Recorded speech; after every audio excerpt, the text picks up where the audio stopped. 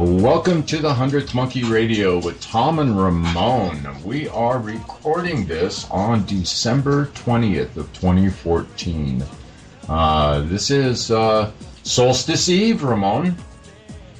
Oh yeah, that's right. Tomorrow's the longest day, right? Or the longest night, excuse me.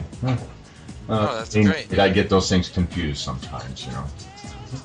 Isn't this like the original Christmas? I think it's well. I think Christmas is actually kind of based on the end of the 3 days of darkness, which is the 3 longest days. Which basically, those 3 days, the sun does not appear to move in the sky at all. And on the 25th is the day that it actually is detectable again from Earth, rising on the horizon. And that's why they use the Christmas tree, right? Yeah, I feel like that's why they selected the 25th as the day of celebration, is because it's the actual first day of detectable lengthening of the day. So anyway, yes, sorry. Yes. Is that butting into our conversation? Oh, I'm so sorry. Oh, geez. Guys, we have got an amazing treat for you tonight. We have got Sondra Sneed back with us. And if you are followers of the 100th Monkey Radio, you know that Sondra's been on with us a couple of times. She's done 2 shows here on the website, and we did a live show with her, too, on Truth Frequency. And she is back. So I will make a real short bio here, which if you guys are interested in learning more, you are welcome to pop over to the website and take a look, or just scroll down wherever you happen to be listening to this at and read it.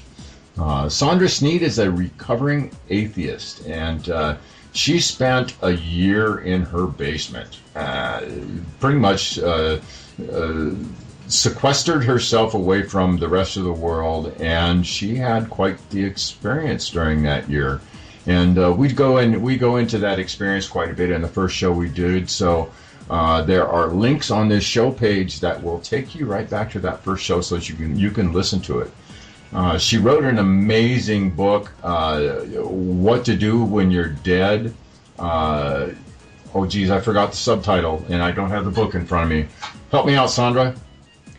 A former atheist interviews the source of infinite being. There we go. And it is an amazing read, guys. And I mentioned this in the first show we did.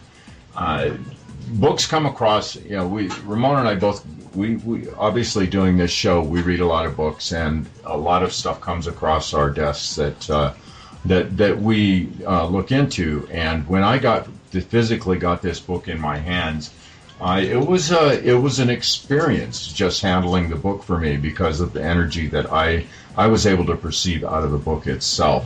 And as I started reading it, that experience just intensified for me personally. So, I mean, I don't tout this horn for a lot of people, but for Sondra, I do. There is a level of genuineness within this work, and this is Tom's perception and Tom's opinion. Of course, obviously, guys, you guys have to form your own, but there is a level of genuineness here, and the material has that ring of truth to it for me that is pretty rare out there, actually. So good stuff. Welcome back to the 100th Monkey, Sondra. Well, thank you, Tom, and thank you for a brilliant compliment. It means a lot to me. It means a lot to me. I'm so glad. I've been waiting for you guys to contact me about a show. I almost contacted you guys for another show, but I don't know. Something told me to wait, and here we are. You guys reached out, and I'm so excited to have another opportunity to go deep into the depths of the universal mind and dialogue with you guys. Yeah, no, thank you so much. Sondra, when did I contact you? 2 days ago? Yeah. Yeah, it was like we had one person, and mishaps and stuff like that. And Sondra was like, "Let's do it." So thank you so much. Oh, my pleasure. My pleasure. And what a great time of the year for that kind of synchronicity to occur. Absolutely. And this show is going to be airing on the morning of the solstice, so. Awesome. Yeah. Yeah. Good stuff. Yeah. Great timing, all that good stuff. By the way, let me throw your website out there real quick for anybody who wants to pop over there while we begin this interview. It is very simple, sondrasneed.com. sondrasneed.com. All righty. So, Ramon, you want to lead us out? Yeah, we were talking before we started recording what topic we want to touch upon on, and one of them is, in the Bible, the Genesis, the beginning and stuff like that. And one of the big questions that gets thrown around a lot, it's the word Elohim, which is plural. So can you go into a little bit about that? Because not to answer my own question, but I kind of feel that it's kind of similar to the same thing as what Donald Neil Walsh was saying about that. I'll give you the floor. And real quick before we jump into it, for those who may not be familiar with Sondra and are going to go back and listen to the first couple of interviews after we're done with this one, Sondra, would you explain a little bit about what you do and how you relate to this universal mind? Sure. So I call myself a Godscribe because in 2004, when I had lost a job and a man I was in love with, I would have panic attacks and go down into the basement and just start writing, trying to quell these panic attacks. And I filled up a whole notebook of just my, blah, blah, blah, blah, blah. And then I opened up a brand new notebook. Before I noticed the pencil moving, it had stopped. And I looked down, and what was written was, "Unemployed? It is my assertion you are employed by me." And that comment from my notebook made me realize I was in contact with some being, and the feeling and experience felt like a great being. So it triggered me to go into a state of solitude where within a year's time I filled up 10 spiral notebooks taking dictation from this being we call God. And then it took me 7 years to have the courage to go public, which is where I am now with the book What to Do When You're Dead. That is a brand new dialogue where in that God is essentially warning mankind of his own self-destruction. And then what to do when you're dead? Well, there is a soul that needs to be considered, and if you live a life without having any interaction with your soul could wind up being trapped here on earth once the body passes. So it's imperative that we start getting on our path and helping those who need to understand their path, and so on and so on. It's all a long story from here, and now I'm lost. What was the question? I hope I didn't ramble. The Elohim, yes, and the plurality of that word. Yeah. So, okay, so this is just one last thing I want to say. The mnemonic device that I use to put my brain into receiving this being we call God's words through me is when I say God says. And when I say God says, then that means what you hear next is this being, God. Okay, so God says. Elohim is actually a misnomer. The true word that came from that time is actually the Eoma. The Eoma is a place in the status of all things being, all things becoming, all things having been. And it is a place that is literally a coordinate in the mind of God. And in that coordinate, there is access to what has been misnamed the Christ. but it's a way, the Christed way, works within the Elohim or the Ioma, as is more properly announcing what we told the first people who were doing what Sondra is doing now. These first people were of the knowing that God is a oneness, a wholeness, a beingness. And in that understanding, the essence of that has to be identified as something that's not separate, but not the same as the conscious being. Not that it's unconscious, it's just all being. And all being can be no being without some form of conscious organization of it. So the Elohim then is the all being without any direct conscious adherence to an organized nature of some kind, if that makes sense. It does. Does that get it for you, Ramon? Ramon. Okay, well, we seem... Oh, sorry, there we go. I was speaking with the mute button on. Oh, there we go. Oh, it doesn't work. Yeah. Yeah, that's my professionalism. But we've been saying for 4 years now, we're not professionals. Right. You think by now we would be, but sorry. Anyway, so it actually popped up 10 more questions for me, and one of the beginning ones is, I had learned from this one person how to go into this nothingness.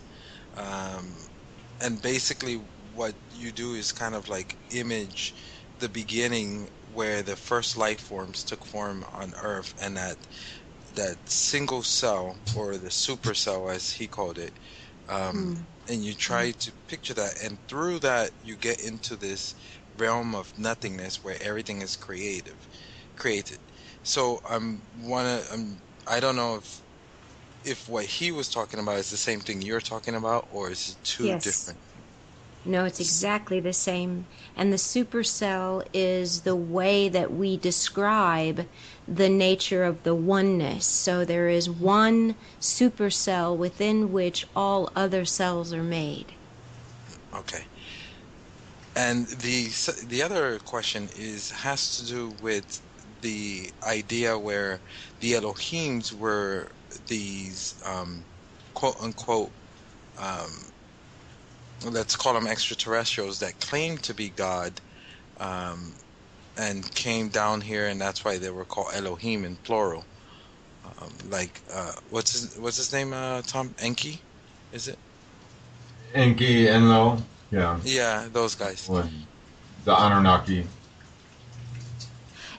This is Sondra saying, I don't know anything about this stuff, so you guys are going to have to pluck this out of God as we go. So I'm just totally stepping out of this conversation and just listening.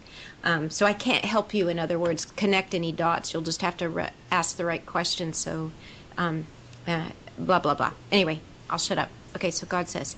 Now, the thing that Sondra's trying to describe here is that the language is very different in her understanding of the Elohim, and or what we call the Ioma, and how you're describing what you understand it to be.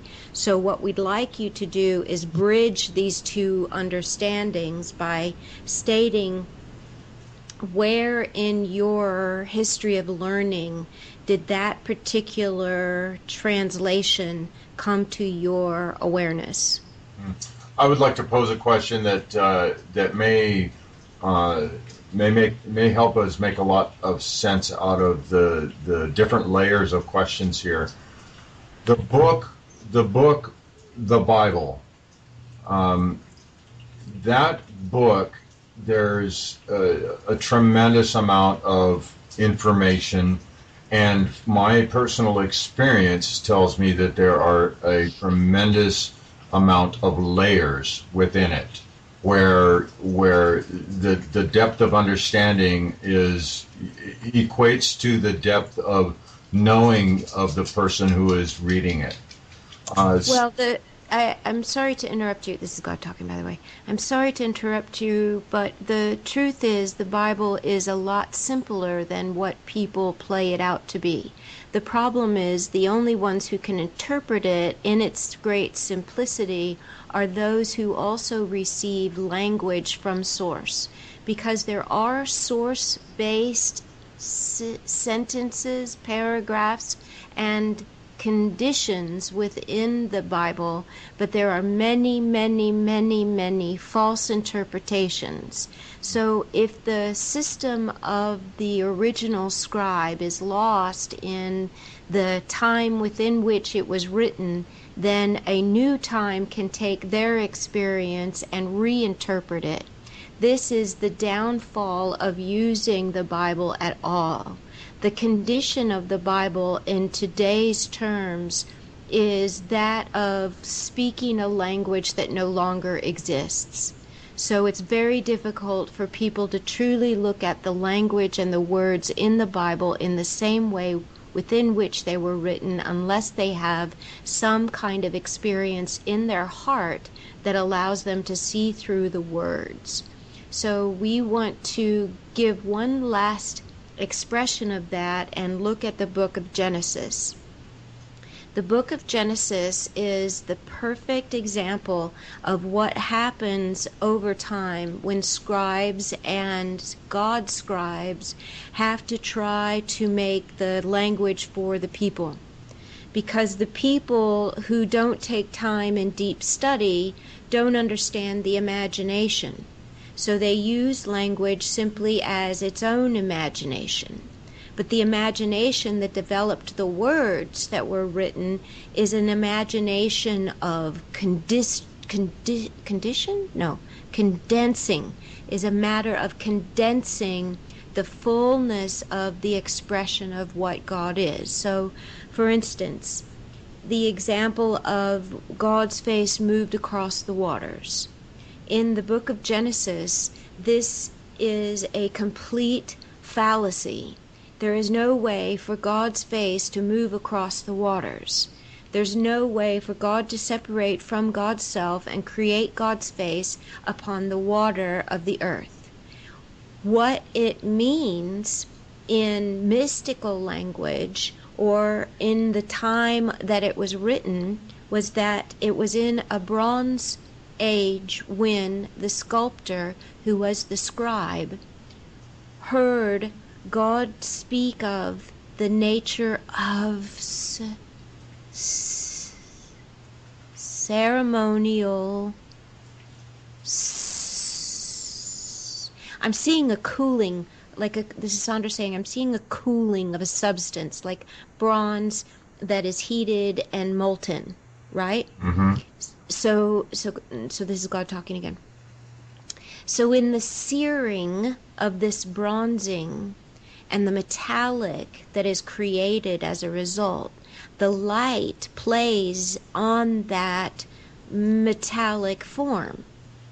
And as it plays on that metallic form, it glistens in reflection. As it glistens in reflection, it identifies the nature of that which is shining. And so the system of water, for instance, now is in your understanding, shimmers in the understanding of God. It is a water-based, moving correlation to life. Life moves across the waters because it is a reflection of the great source and divine. And it's in this rich, rich, rich understanding that one must mystically go into dialogue with God, either with the book as inspiration or within oneself in meditation, to uncover this great reflection nature of the way of God making all life. So there is no great book that one in today's time can go back and look at and read and say, this is who we are today, unless one sees in when one is of today the way of what is God. because the rest of this story is evolution. All evolves constantly. All evolves within. And within that evolving nature is a cooling.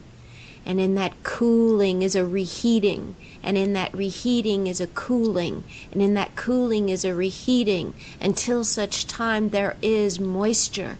And until such time there is rain. And until such time there is a cloud that hangs over a mountain to create snow. As snow creates the melted water that goes through the waterways and into the ocean. And along the way plenishes and replenishes the earth which it is making. And it is making this great way in the genesis of its elyted way. The elyted way is the system of the sun that is pulling off of itself blobs and globules of life.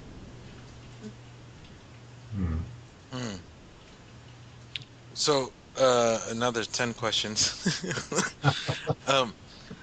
Let me go back to the original question with the Elohim. Yes. So, excuse me. Was there in any time during the Bible when that was written where people from other planets came to Earth and claimed to be God? Yes. And acted like God. Yes. Okay. But it is not the Elohim. Okay. That is a misinterpretation of a word that was heard. We don't know where. And that's why we'd like to know, just for our record, where you first heard this information. That the Elohim is an abundant nature of extraterrestrials. Just a ufologist. Okay. Ufologists where they find out because for example, in Sunday school, I was taught that Elohim was God. But yes. Then to find out that Elohim is plural, so that means many gods. God is plural. God is plural. Even in the Bible it says, let us make man in our image. God is a plural being because there are many minds of God, not because there are many gods. There is only one God. God is the all. And within the all there is nothing but the all. But the ways of the Elohim in the plural nature means that all minds of God are also contained in all human minds. So you are God in that sense. But it's not that the Elohim is somehow separate from you. It's that you go there in order to understand your own godliness. This is actually a coordinate within your own mind. It's accessible within your own mind. But it is not an extraterrestrial. Okay. So could it be alluding to those who have, who in our history had advanced themselves enough to be called what we would term a masters? Yes. Okay. But they have ascended. Right. Well, that makes a bit more sense along those lines then. Yes. It's a sacred nature, and it is always unfortunate when people see into the words what they want to see, and then the original meaning gets lost over time. We don't believe this is what will happen necessarily to the idea of the Elohim. It's just that we will have to call it something else when such time as the awakening occurs again. So here's my question actually to Sondra, and actually to God too, if you'd like to answer either one. You have so many Godscribes and prophets from old times, and as a child I always questioned myself why only 2,000 or 4,000 years ago were they able to do Godscribes, and then I'm sure throughout history, since the last paper was written on the Bible, you had people, like Sondra or Neil Donald Walsh or lots others. Yeah. What's wrong? I said, or Ramon. Oh, yeah. You threw me off. Anyway. I think all of us actually, Yeah. at some point in our lives, So where people are actually, are God scribes, but yet if I was to mention that now, then you're crazy. She's just crazy. But we'll believe somebody who lived 2,000 years ago or 4,000 years ago, Right. over somebody who's right here in the flesh. Right. But there are, and this is Sondra saying this, that in order to have helped my sanity, I had to discover them along the way myself, because I had that same question before this even happened. Why so few, and why were they only men? And later I've discovered, though, that they've been ever coming, and they're often called cults, or they're ostracized isn't the word, but they're sometimes literally are ostracized or considered blasphemers, and they become marginalized socially, and people have to follow their teachings in secret. Some grow up to be sects of religions. So, if you really dig into the history of it, you'll find it. Mary Baker Eddy, who was a God scribe in 1875, was the foundation of Christian Science. One of her students, Gilmore, I can't think of her full name right now, founded Unity Church. So, and if you look at sects of, I know for sure, Christianity, there you'll definitely find individuals who are led by the voice. So they're there. You just have to look beyond the evangelical Baptist preaching. And the judgment. Right. The guilt. Right. And be willing to give all that up, because superstition, this is Sondra talking, superstition is a good way to cause yourself illness, because as your own gifts start to arise and your inner being starts to emerge, and you can no longer deny who you are, eventually you have to shed every sense of judgment you might have about what this being coming through you is. It's what you were born to be. If you were born to be a medium, a psychic, a God scribe, a great painter or dancer, and making up something that's never been done before, and you're moved by the essence of God or your guides or whatever, man, you gotta give up all those superstitions. Are you still there? Yeah. Okay. So all you people out there who are starting to get whispers from the other side, it's time for you to listen. It's time for you to grow, pay attention. Don't give up your day job, but turn your evenings into study of who the F you are. You're more than... You can say it. It's okay. You're more than... wait. If you're listening with kids, then... I'm not. No, I'm just wondering our age group, if there's anybody underage who listens. I'm sure. Anyway, please so in my book, Ramon, that doesn't really matter, because that's that word, the quote unquote F word, is. You mean the fuck word? Yeah, it's actually it's a very beautiful process, and it's something that all of us do. But it's not okay to say in public. Fuck? All of us fuck? Exactly. Is that what it is? It's not okay to say that in public or on TV, but you can say maim, murder, kill, terrorize, Right. rape. All those things are perfectly acceptable. My favorite one is, oh, fuck those fucking fuckers. Oh, geez. Well, well, There was one other word in there, those.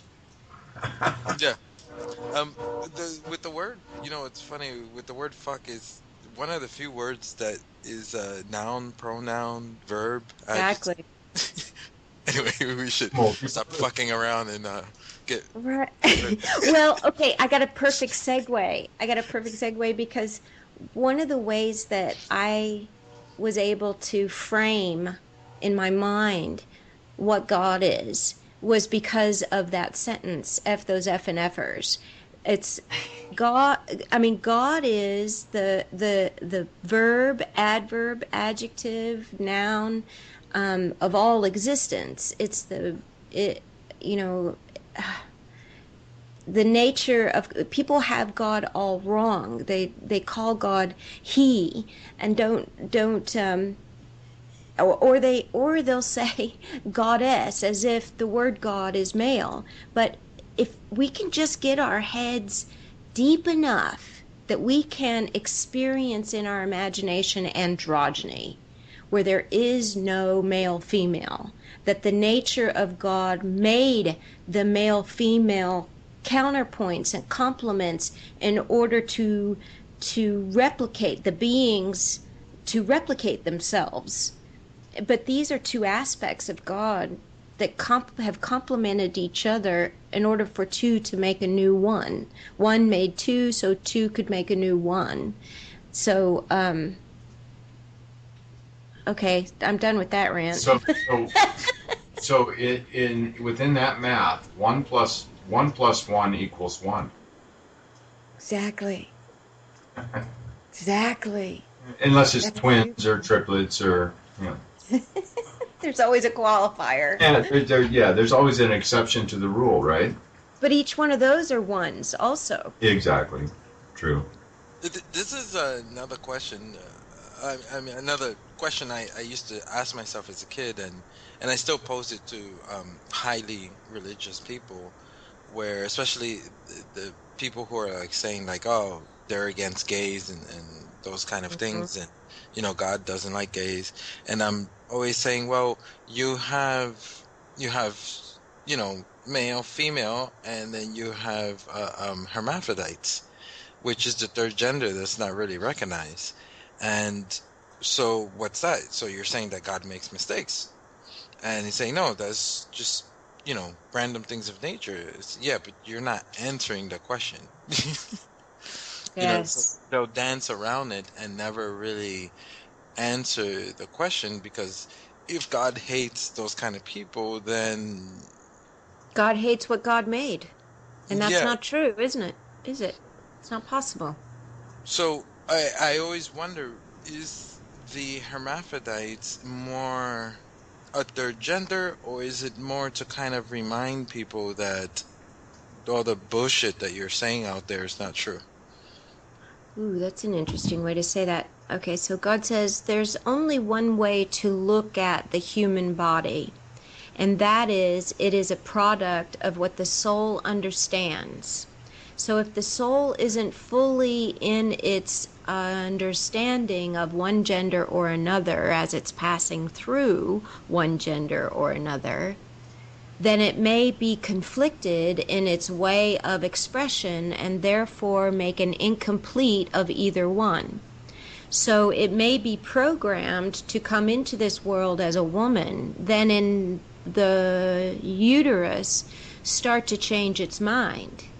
And as it's changing its mind, it's changing the hormonal bath and the conditions in the womb. So it stops making itself as it was originally designed.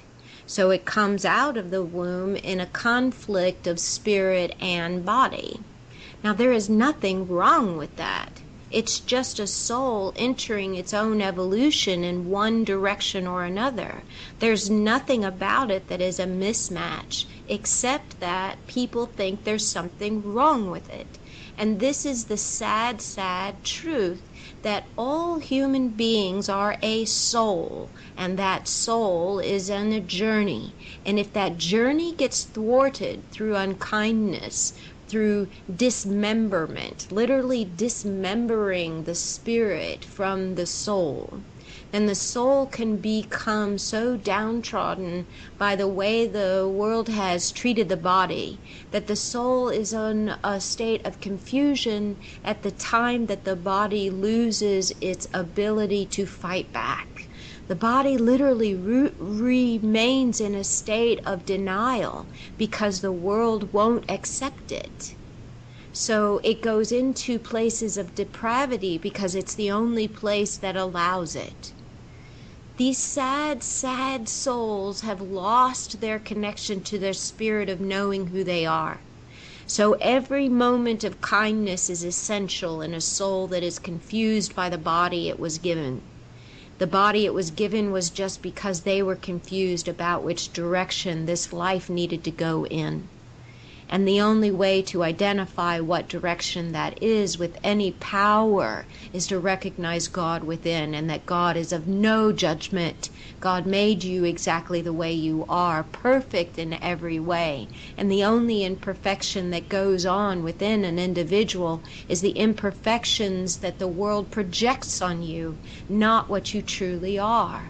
Those projections are simply a reminder of the flaws that humans need to repair in themselves.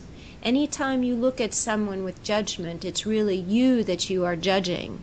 You are judging this aspect of yourself that says, I don't want to be that ever, and I never will be, never. There's nothing wrong with building that never wall so long as you understand others are not where you are. They are where they are. And so long as you love them for who they are, where they are, at the best they can be, you'll have compassion for yourself and less judgment during the time it's most critical. Yeah. Wow. Wow, that was a... I got on a soapbox. Yeah. We might have to take a break just to think about that. I know, I know. That was good. Well, that's something about the last couple shows that we did, the couple that we did on the website that I re-listened to, actually, both of them today again. And there's so much that comes through in these shows that it does take some. At least it took me several listens to really hear everything that was there and give it enough time to soak in and to contemplate. And when you do, does it blow your mind or what? Oh yeah, I mean there's the English language, or all language, the physical expression of language is I mean, we're doing so much better at it nowadays than I think we ever have in the past, or at least in our recent past, I should say. But you mean we aren't burning anybody at the stake? Yeah, well, we're not physically. We don't do that. They must do that in that next door planet. But we do use other methods of burning nowadays. The persecution is still out there, and I mean, especially within this genre, they call it alternative, whatever.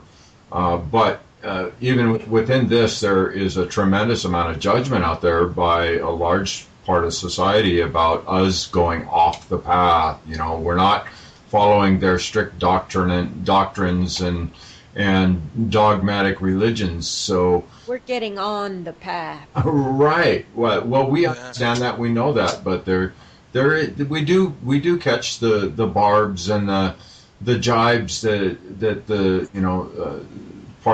certain elements of society look down their noses at us for, but turn the comments off of YouTube and you'll be okay. Yeah. Well, we did for that reason.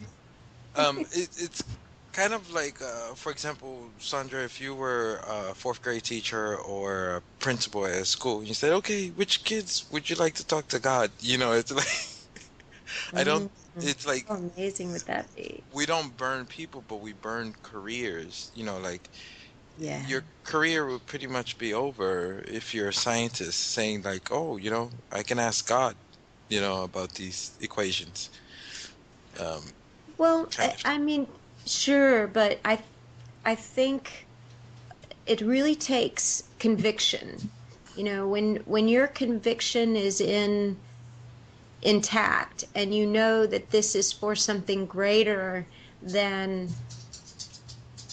anything that someone could say or even do to you. I mean, Socrates was willing to drink hemlock for his conviction. You know, Jesus was willing to be crucified for his conviction. What's her name? The woman who was willing to Joan of Arc? starve and Oh no. the I can't think of her name. B. Anthony, Susan B. Anthony, who was willing to starve for the women's vote.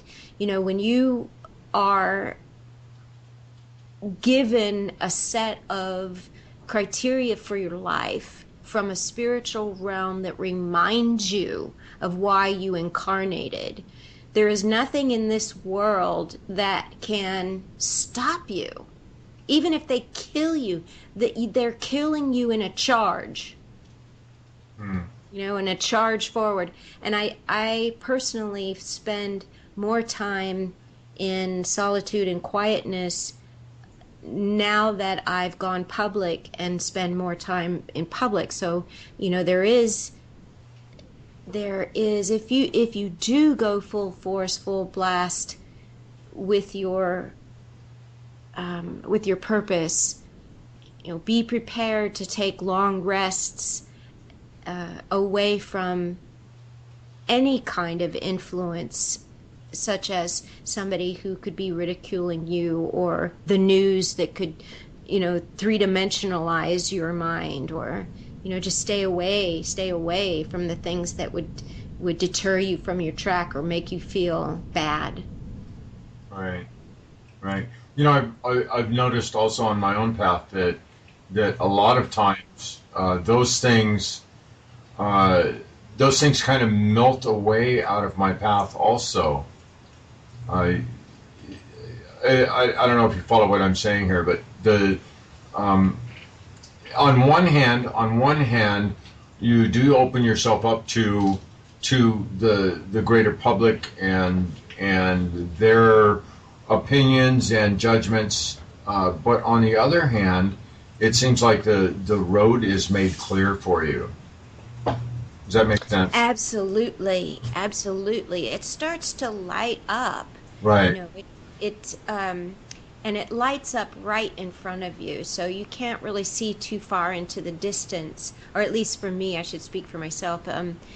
I can't see very far into the distance, but I feel, and God confirms whenever I ask, you know, if everything's going to be okay. So the path lights up at each point right in front of you. And right now I'm in a stage of it where God's insisting that I get some things finished before the floodgates open again.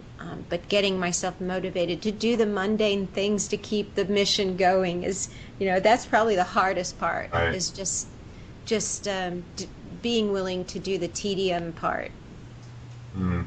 And that is definitely a challenge. You know, especially when you really start touching something miraculous in this world, something outside of the standard or the norm, what is average for humanity here. You start experiencing into the mystical, and it has that. I guess I don't know if temptation is quite the right word, but that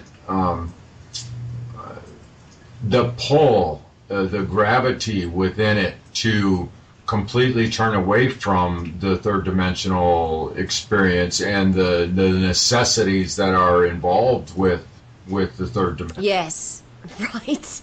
That's the thing is, once you start turning away so that you aren't influenced, you become less and less able to take care of the small details. And certainly lots of things are happening that are very uncomfortable for me. Yeah. So I do yoga and I do things that kind of to help balance that stuff out. But it's become more imperative that I, take care of myself more now. Right. Okay, so back to Genesis. Adam and Eve. Mm-hmm. The whole creation story of man that comes out of the Bible. There's several points there within that story that have never quite sit right with me. The whole rib thing, just that one. There's something wrong there, and I guess the question I will pose to both of you is, what is what is that real humanity creation story here? The embodiment of, or the, I'll leave it at that. What is real humanity story here? This is Sondra saying I really appreciate you presenting that opportunity because it's one of my favorite stories. In fact, in my year of solitude, one evening God gave me all in one writing, relief to see her arrive, the lost symbol of the Adam and the Eve. And I pulled it up here just to just read the opening for you because it's so beautiful, the opening. Here we go. He was alone. He had forgotten what had created him. He had forgotten the being that dwelled within him. The Adam had been instructed to name every living creature on the earth and learn the habits of his own hands and legs and feet. As he worked, he became abundantly strong and able, and gone about his tasks in delight of the Creator's instruction. Their relationship was a mighty one. And it's this beautiful story. It's only like 8 pages. It's available on my website as a download either for your Kindle or as a PDF if you don't have a Kindle. But anyway, God tells this amazing story that does tell why the rib. Why? Do you know that the rib is the only regenerative bone in the human body? This is basically stem cells before we knew it. That. Yes, and the way the mystical symbolism of that is, if you think about what is the rib cage, what does it do? What is the ribs? What do they do? Protects the heart. Right. So she was made to protect the heart of God and the breath of man. No. Heart of God and the breath of man. Is that it? Yes, the breath of life. Sorry, the heart of God and the breath of life. So that's why she was made from Adam's rib. So does it? But that's not in the Bible. Right. That kind of leaves me, or could be. I can see. Oh, let me put it this way. I can see how that can be interpreted as subservience in a sense. Well, that's only because our culture does not appreciate the nature of the heart of God. So, I'm just going to have God talk to that, if that's okay. Okay, so God says the way that we would prefer people to see what the heart of God is the nature of window into a dimension. So the heart is God's window into the human dimension. When the human dimension has no heart, God has no view on the world. God can only see the world through those who have open hearts. And God can see those who are in fear by seeing where their hearts are closed. Not all hearts are closed all the way, and not all hearts are open all the way. Most hearts are open in some ways and closed in others. Some hearts are closed in ways that make them a horrible person. Some people's hearts are closed in ways that make them a beautiful person only to people they love. Some people's hearts are closed only to things that of themselves they have no real respect for or compassion for. So when one acknowledges one's own heart, one becomes strong like the lion-hearted. One becomes full and rich of life within. And that full, rich life within creates an abundant life without, on the outside of its being, as it moves about. So the heart that is moving about in the world as a humanoid is creating a life of abundance. Now there are those who create wealth through closed hearts, but this is not what we're referring to. We're referring to the nature of mankind that knows that only in its heart can it understand the nature of what it is, and until it does that, it destroys itself over and over again. This is the nature of the calling of life everlasting. Life everlasting only comes through the opening of the heart. That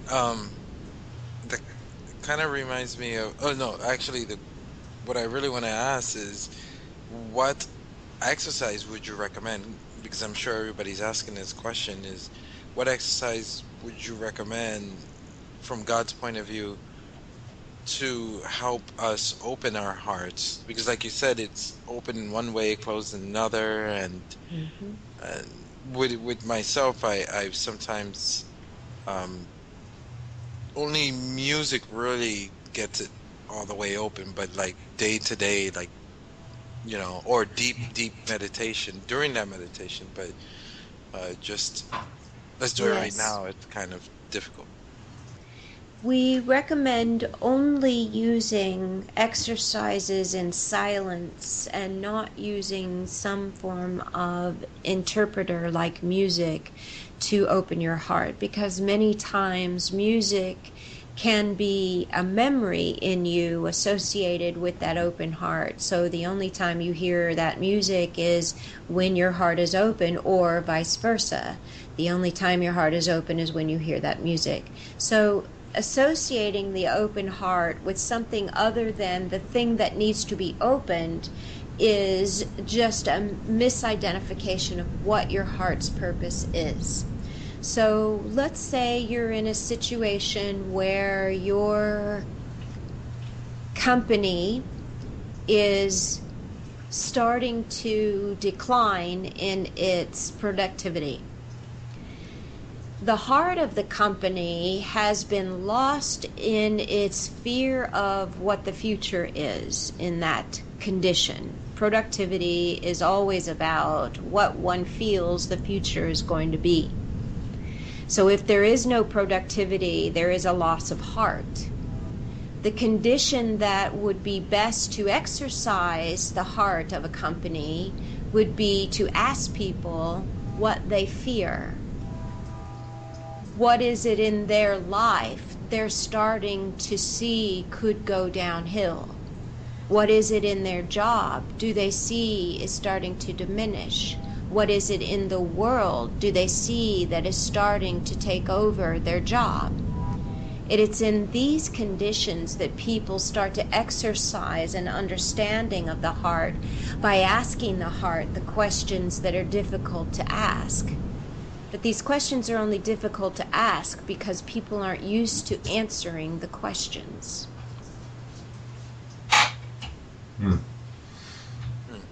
Interesting. So, how's our time, Tom? Actually, we're about there. A couple minutes. Okay. Because the other one that, you know, I know this happens to Tom because I've heard you mention it, and it happens to me where I'm in between that state, the hypnagogic state, where I'm ready to go to sleep but not fully asleep, or ready to wake up but not fully awake. And I'm having a conversation with, I don't know, it's always, different kinds of beings. But sometimes it becomes kind of garbled, or it goes silent, or Yeah. so what can we use to clear that up, clear up the line? It's actually not a line problem, it's a follow problem. So what you have to devise is your way of following the voice. Sometimes a voice needs a question, and the question can sometimes be, I didn't hear you. What did you say? Can you repeat that? And then you take your mind back to the wave, and that is a signature wave of that particular voice. If that voice has no interest in you, do not follow it. It's probably something that you don't want to answer you. Your being is probably pushing it away because you are of a higher vibration, let's say, than the voice that's trying to talk to you. And you keep a higher vibration consistently. So those lower vibrations can get in only long enough to distract you. The voice you want to follow is the one that answers you back. So always direct your question to the voice and call it forth in the same listening that you heard it in. And you will open up that airwave in order for it to come to your question.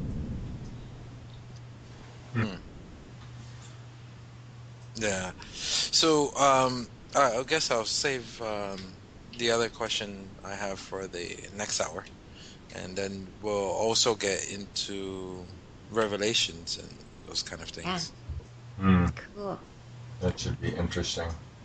So, Sondra, let's give you a second to the name of the book, websites where people can find you. Oh, thank you.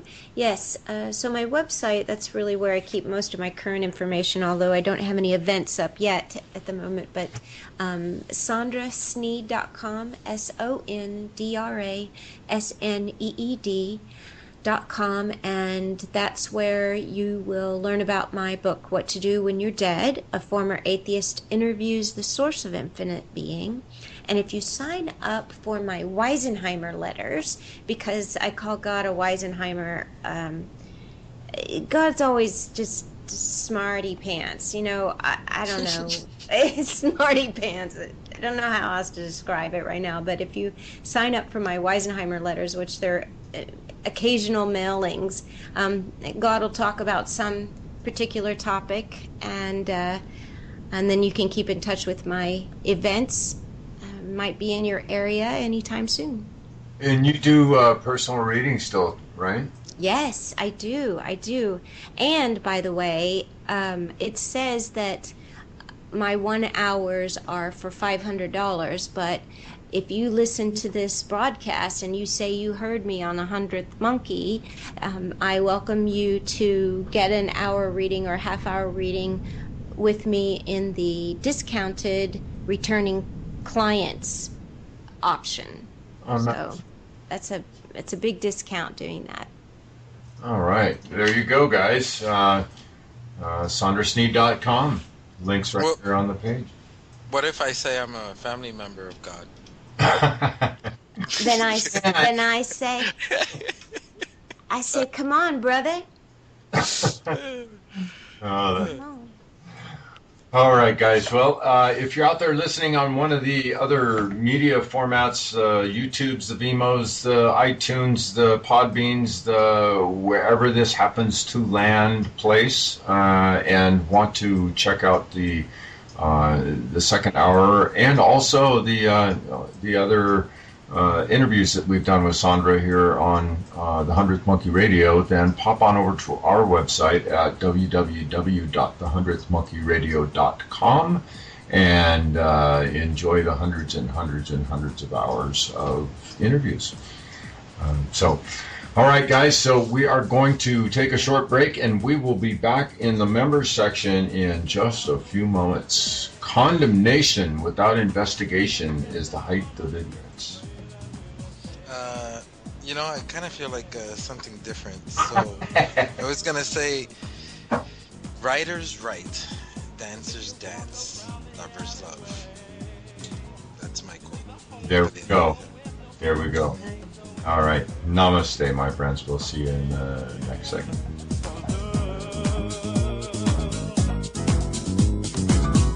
Solve the problems that divide the world of black and white. In the races, we've got to fight. So we must stand for love.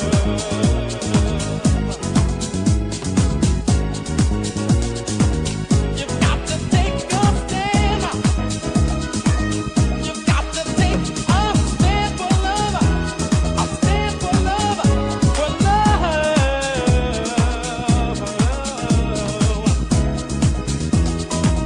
You've got to take a stand. You've got to take a stand for love. A stand for love. For love. The condition of the world today. Plain to see there's got to be a better way. So we must take a stand for love. Stop the violence, come together, make a better day. Stop the hatred, love each other